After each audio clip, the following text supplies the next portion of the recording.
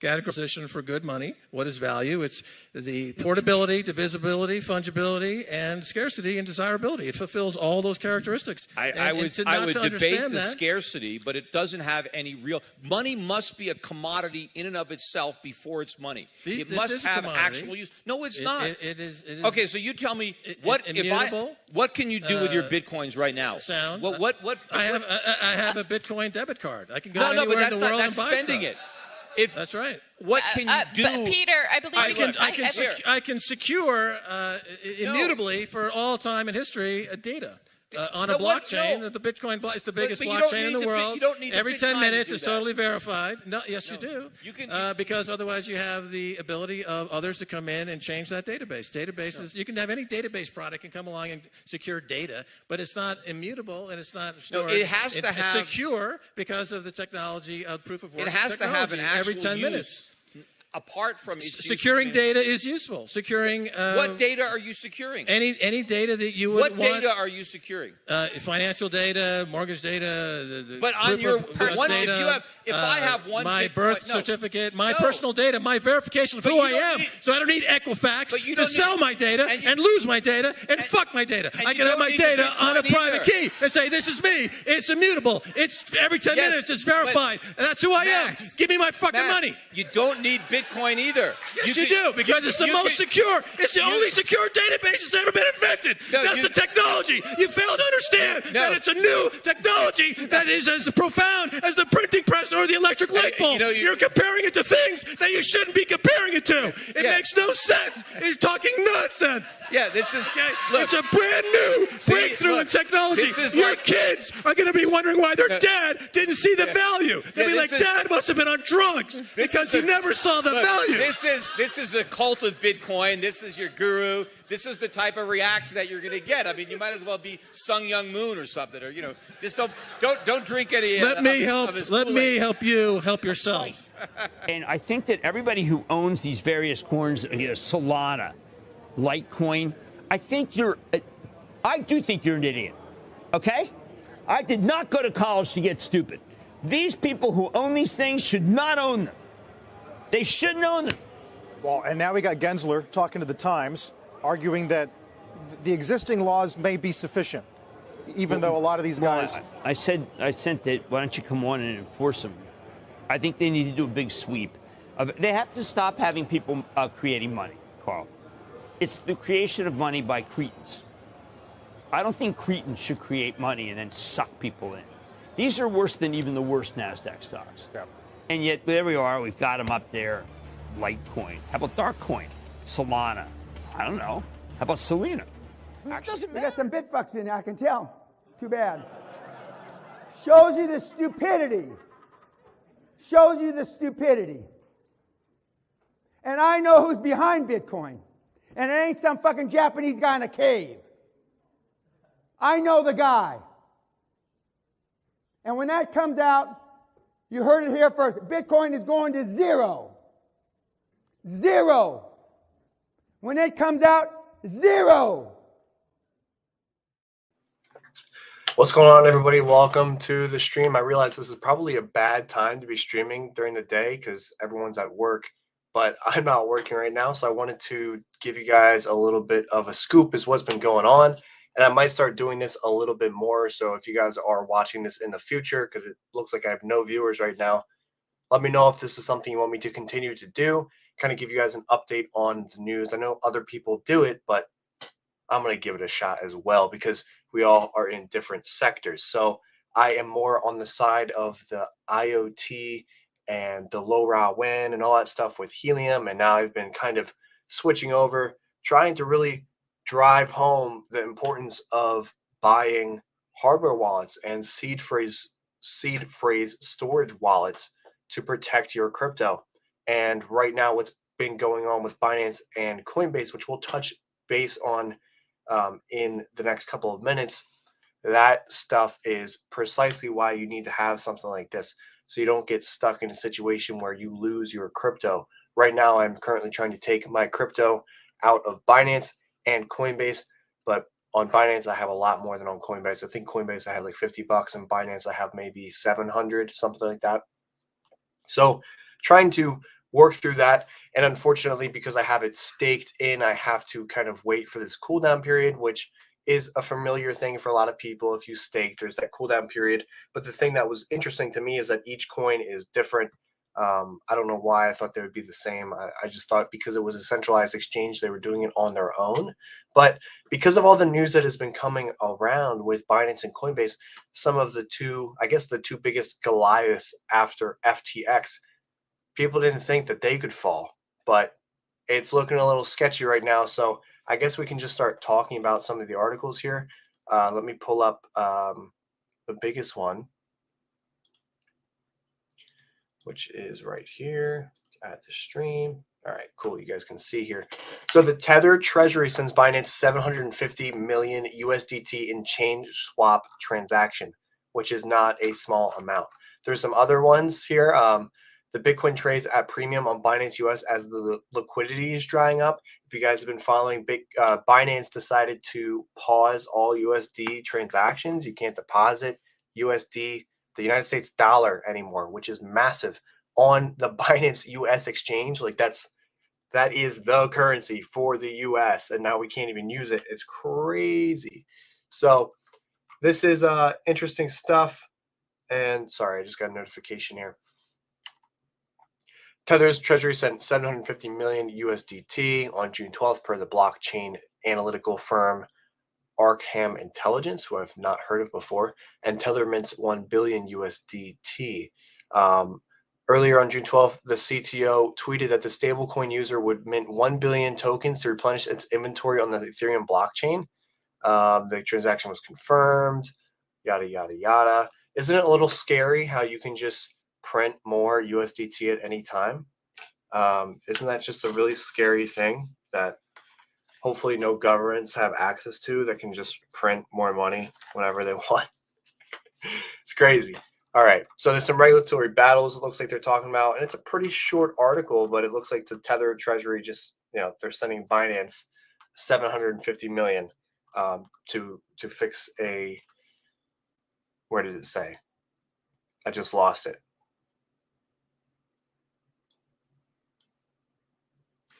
To replenish its inventory. Wow, I'm a little blind there. Okay, so moving on.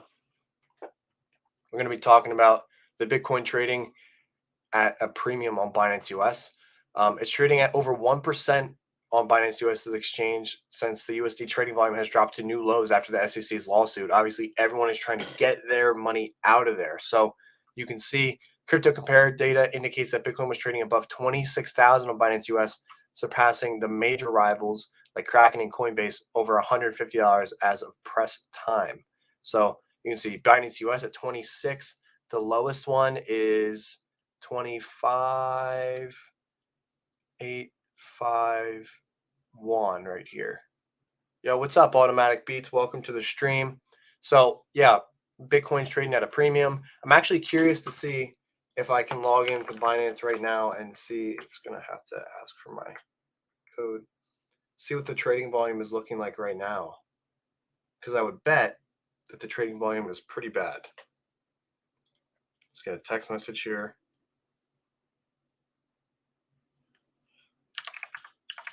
I do like that Binance has the option to allow you to either get the 2FA code or the text message. It's kind of nice, kind of a nice feature. So I'm going to go over to trade. Let's do, I guess, trading, spot trading, Bitcoin to USD. Let's bring it over here so you guys can see how low of a trading volume we have right now.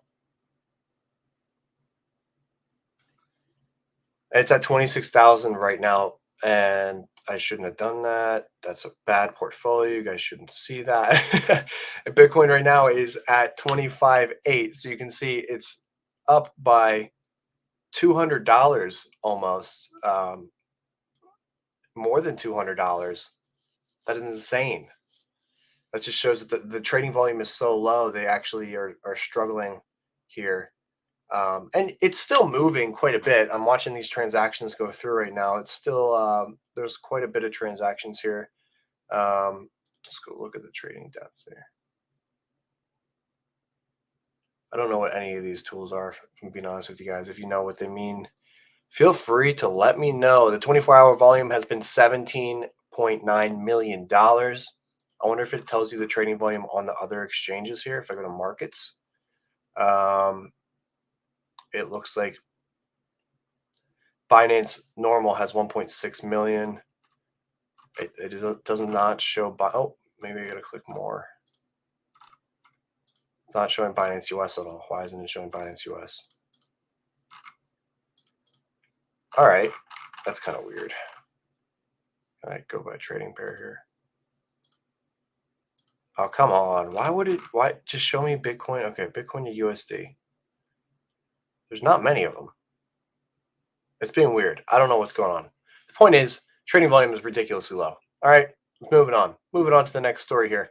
While you guys are watching the stream, if you guys are interested in anything I talk about today, you want me to post one of the links, let me know. But I'm using Crypto Slate. I actually had them on, Joe had them on the Blockchain Bay podcast, which is uploaded on this channel, I believe, as well as blockchainbay.cc, which I will take you guys to real quick so you guys can check it out, see if you're interested in it. We have our podcast. It's listed on all major platforms. You can watch it or listen to it anywhere. There's actually no video, but you can watch it on YouTube if you wanted to. As well as on this website, I have a full cryptocurrency table price. It looks like it's not loading right now. Something's not right with that. I'll have to check into. Oh, there we go. Okay. So after it's cached in your browser, it loads a lot quicker. I haven't opened this in a long time. You can click any one of these. I believe there's no search function, but you can see like top 1,000 coins, which is awesome, as well as the halvings. I've been doing my best to keep this as updated as possible. It looks like I actually have to change 1, 2, 3 of these, and the next closest one is going to be the Litecoin halving, which is August 5th, which is a little less than 2 months away, which is great news. All right, so on top of that, let me set this to do not disturb here.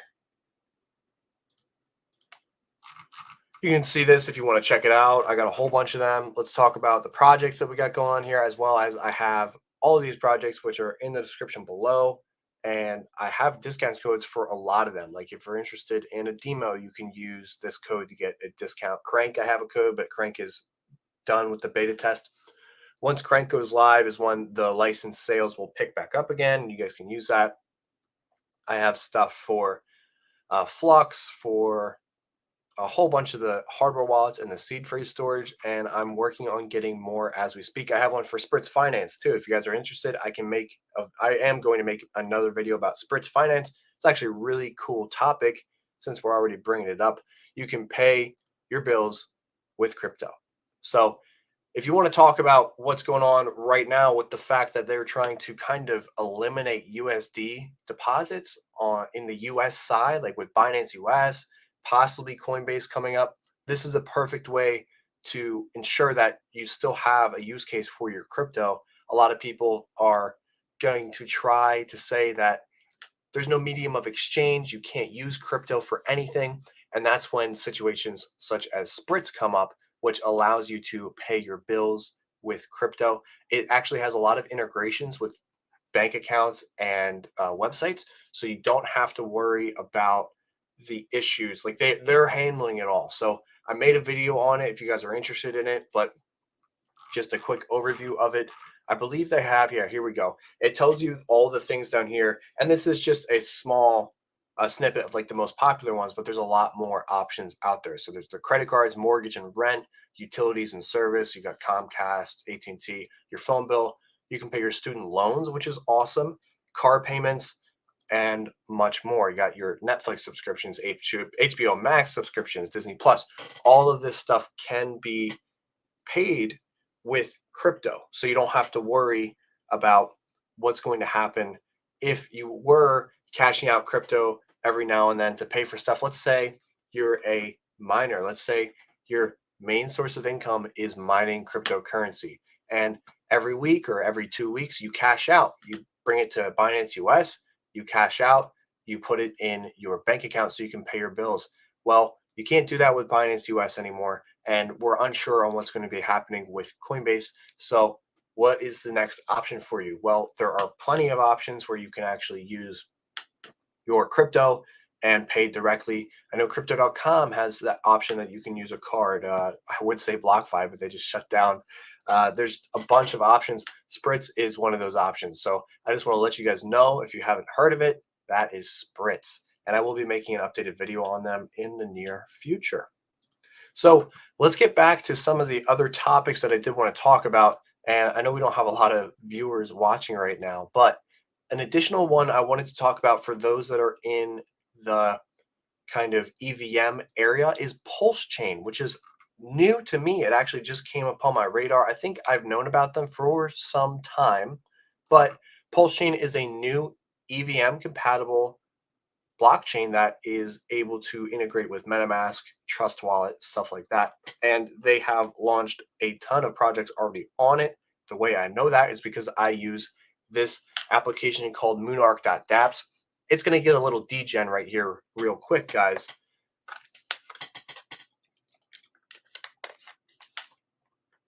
But taking a look at this is kind of like the projects that you don't want to get into per se. Like if you guys have followed Baked Beans, which was a decentralized app. It was basically a crypto lottery pool, or just a crypto pool in a sense.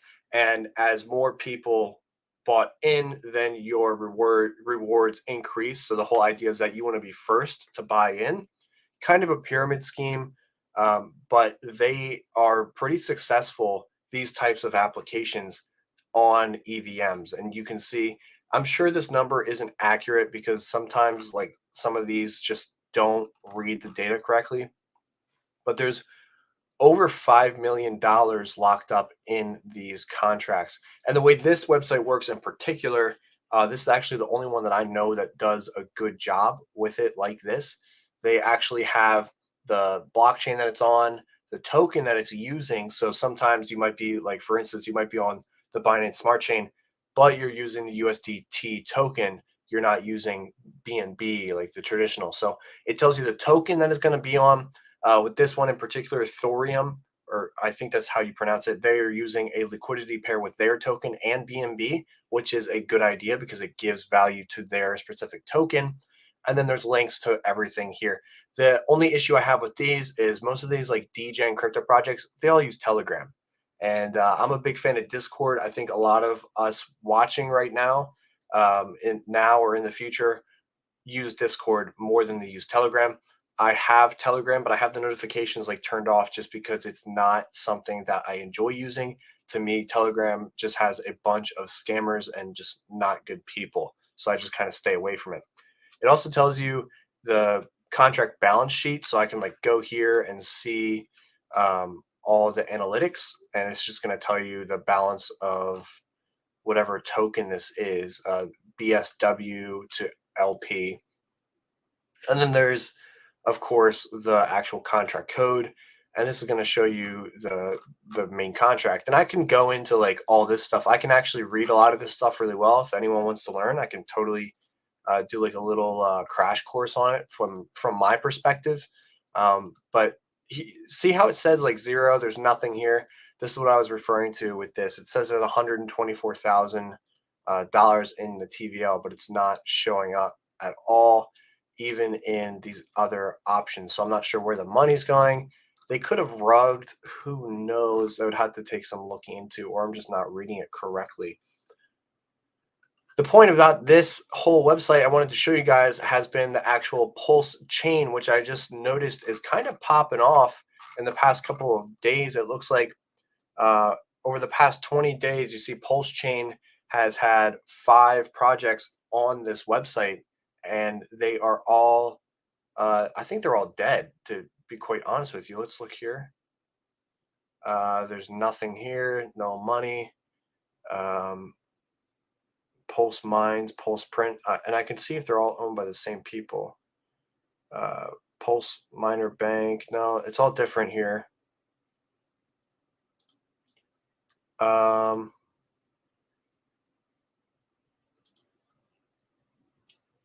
Fetching tokens. Looks like it's telling you, okay, it's telling you, I'm having a hard time reading this stuff. Okay, because this is PLS, it makes more sense. So it has let's see, 1 billion tokens on this contract, which if you were to take that number right now and go to PulseCoin, wow, that's a lot of searching. Okay. PulseChain, sorry about that. The best part about these sites is you can put in the amount it is, and it tells you it's $95,855, which is crazy. But if I were to put just $20 in here, you're going to get yourself 233,000 Pulse coin, a coin that is relatively new. Not a lot of people know about it. I think there's some potential here because it's an EVM. EVMs just in their nature seem to have a good base, and they don't really crash below a certain price. Obviously, everything's a lot lower than it has been in the past. Avalanche, it was at its all-time high, like $120. Those were the good days because I have a lot of Avalanche, but I held on to it, unfortunately. But it's hit a floor. Like, everything has hit a floor. It's not going below this floor. It seems like it's holding pretty well. PulseChain is relatively new. As far as I can tell, I can actually go here and see when it launched. And it launched May 20th. I can show you guys right here. Just by going to the all, it'll tell you the first day it was live. I can go to a year. It will tell me the same thing. And actually, even a month. So it's less than a month old, and it is doing all right. It's at 0.00008 cents, which is significantly less than $1. If you were to throw a couple bucks at this, I don't think it would be a bad idea. I think I'm going to try and figure it out. I might make a video on it because I'm not sure if there was actually any videos on it. Let's go check it out. Let's go to PulseChain. I can't spell. PulseChain. Let's just see if they have any videos here. Like, people are streaming with price updates. I was wrong about PulseChain, like all this stuff. So it's classic when they have a new coin coming out, they say all this stupid stuff. I've been hacked. I lost everything. There's a lot going on here. Did PulseChain launch fail? What you need to know about Hex. The Hex cult destroyed people. Well, now I'm actually a little interested. I wonder if PulseChain is a scam.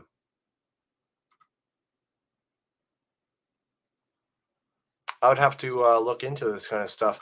Maybe some people know what's going on. They can send me some links here, but it actually looks like PulseChain. PulseChain. They're saying it dumped hard. This was streamed 11 days ago. Obviously, when a coin just comes out, it has that initial massive spike, and then it drops out. So let's see if there's anything going. Woohoo, and I added another zero. Crushing it, fellas. Please is unstoppable. Bearish. Filling my bags. If you guys ever pay attention to the CoinMarketCap comments here, I would just suggest don't. Let's read all. Not from me. Found it on Twitter. So sell. It's just a bunch of crap, to be honest with you. If I go to the 7 days, yes, it's been on a steady decline. Could it go to zero? Yes, obviously anything can go to zero at this point. I personally, to be completely honest with you guys, I don't know enough about this coin to be making a judgment decision like this. But it's an Ethereum fork. No mining, no inflation, fee burning blockchain.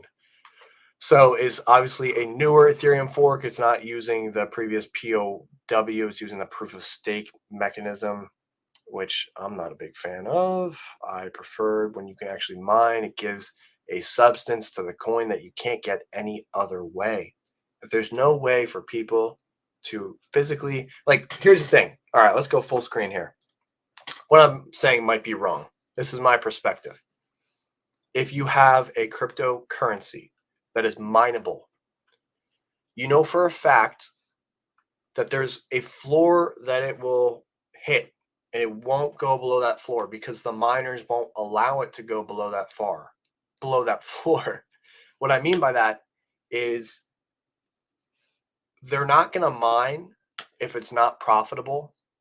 And what a lot of the miners do, like the huge industrial ones, is they're mining and selling very quickly. It's a quick turnaround. The coins are being created and sold back into the pool so other people can purchase them. If it becomes unprofitable for them to do it, they're going to be turning off their machines. They're going to stop mining.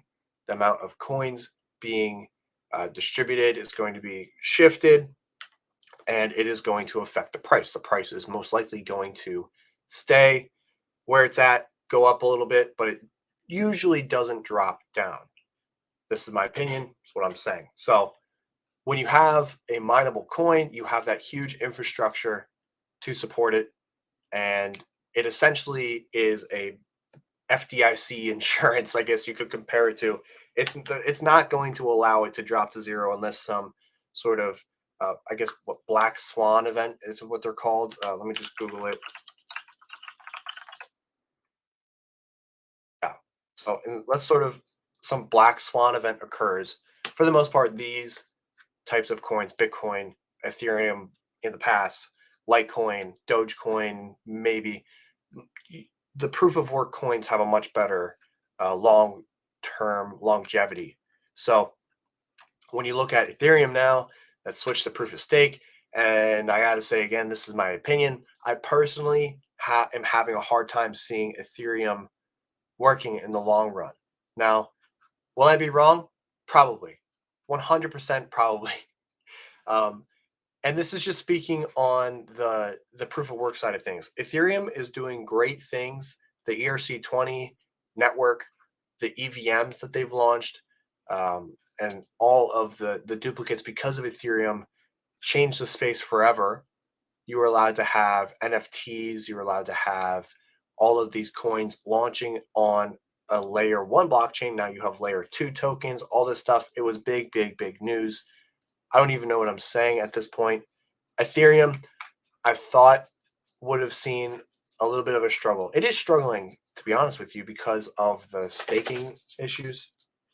My dog's freaking out. Because of the staking issues with Coinbase, and like they still haven't passed that update, but we'll see what's going on with that. I think that's going to wrap it up for this live stream. We don't got a lot of viewers now. If anyone watching this in the future wants me to do these, let me know, because I actually did enjoy this. I felt like I talked a fair amount and I covered some good details. Feel free to check out cryptoslate.com. They have the best crypto news. It's your number one source for crypto news. I'm not being sponsored to say this, but I genuinely believe in them. You can sign up for their newsletter and they send you, I believe it's daily news. So if this is something you're interested, the link will be posted right now and you guys can check that out. And you can also just read it in the morning. You can read it when you're bored, all of this stuff. They have a whole bunch of details that I honestly haven't seen on other kind of news websites. They not only talk about crypto, but they talk about some other things on here, which is nice, but they're mainly focused on crypto. When you go on the website, they have a whole bunch of slides right here, and you can see the prices of stuff. Litecoin, Polygon, it's basically giving you the top coins. Then they have talking about the gas price, the crypto fear and greed index, which you can click on and check that out, the market cap, a lot of information that if you go on CoinMarketCap, it's kind of hidden. If you want to learn about the news, you have to go to community and go to like articles. It's just a little more complicated, and some of it's just based on likes, and a lot of it has to do with ChatGPT. So look at all that, Chain GPT. So thank you guys so much for watching this stream. If you're watching this in the future, my name is Chris. Welcome to the channel. I focus a lot on cryptocurrency projects and letting you guys know what's important in the crypto space to make sure you don't lose your crypto and make sure you don't make the bad decisions. But of course, this isn't financial advice. And I guess that's going to wrap it up for this stream. Thank you guys so much for watching, and I'll see you all in the next video. Have a great one. Peace out.